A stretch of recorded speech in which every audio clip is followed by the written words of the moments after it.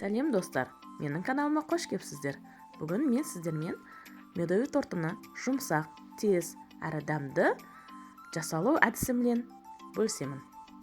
Оның үшін бізге әсел, жұмыртқа, шекер, сары май, un, разрыхлитель и чайный сода керек болады. Алдымен табағымызды газге қойып, оған 2 әселімізді саламыз. Үстіне чайный содамызды салып, осылай ағарғанша жақсылап араластырып тұрамыз. Осылай араластырып тұрған кезімізде медовыйымыздың, әселіміздің түсі қызарады. Қызарғанда да жақсылап қарайғанша тағы да араластырамыз.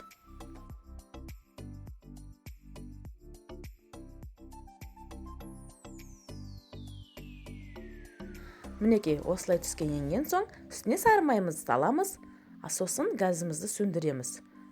Әселіміздің өзінің ыстық температурасымен сары майымыз өзі ериді. Енді іші құп-құры таза ыдысымызға жұмыртқаларымызды шағып, үстіне шекерімізді салып, жұмыртқамыз аппақ көрініске келгенше жақсылап миксерлейміз.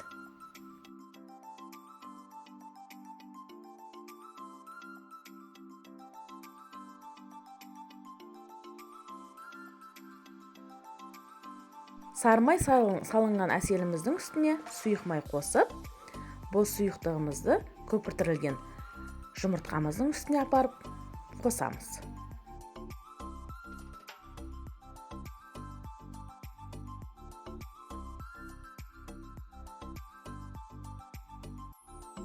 Жұмыртқамыз бен әселімізді бір-біріне қосып, үстіне un саламыз.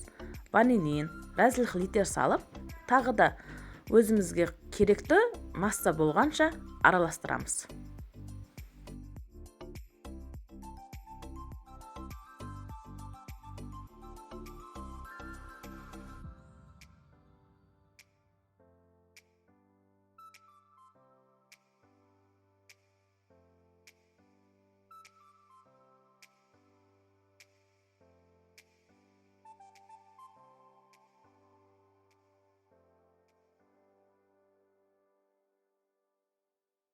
Біздің қамырымыздың сұйықтығы осылай болу керек.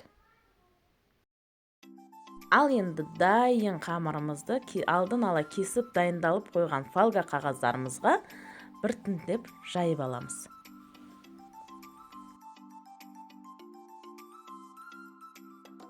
Ал жайып болған қамырларды листерімізге жайластырып, 180 градуста 7 минут көлемінде пісіріп аламыз. Менде бұндай көждардан 6 штук шықты. 5 штугіні тортқа теремін, 1 штугіні бетіне оватамын. Енді заварной крем жасауға кірісеміз. Қазанымызға 3 қасық un, 2 қасық крахмалымызды салып, үстіне шекерімізді салып, азырақ сүт қойып, жақсылап іртіктері қалмағанша араластырамыз. Дайын болған массамыздың үстіне қалған сүтті де сүзіп қойып, қазанымызды отқа қойып, отымыздың астын көтеріп, енді жақсылап қайнап шыққанша астын тоқтатпастан қозғап тұрамыз.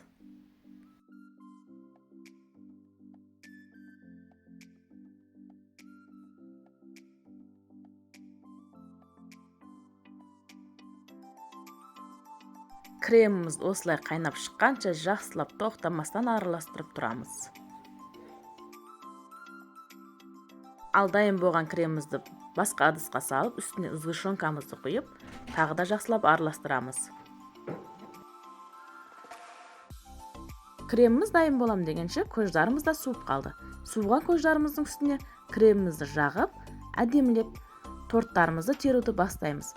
Мен көжді осылай біреуіне оң, екіншісін теріс қылып салып теремін, өйткені арасының тесік-тесік болып, ішіне кремдер жақсылап сіңіп, торт одан да дәмді шығады.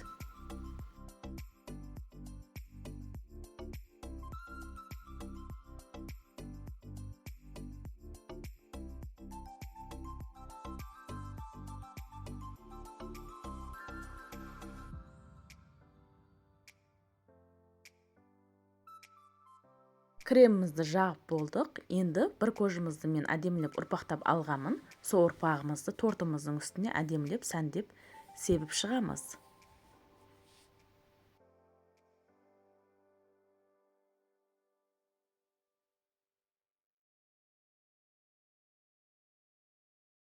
Міне біздің үлкен отбасыға дайындаған үлкен медовый тортымыз дайын. Бұны дайындап болғаннан соң бір күн холодильникке салудың қажеті жоқ. Дайын болған зақаты аласыздар, кесесіздер, жейсіздер. Ас болсын. Каналға тіркеліп кетуді ұмытпаңыз.